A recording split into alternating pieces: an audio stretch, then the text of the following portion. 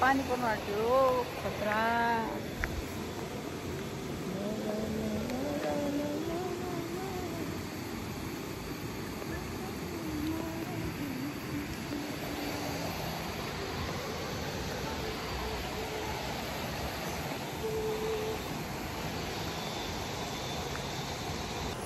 म 19 नम्बर वार्डमा छु र आई होप हाम्रो सपोर्ट हुन्छ। आज म लेखेर चाहिँ यसलाई चाहिँ विज्ञप्ति निकालेर हौसला साथ मिलोस् यही चाहन्छु। त्यो ठाउँ राजनीतिक होइन, ईश्वरको वासस्थान बनाउनु पर्छ भन्ने मेरो मान्यता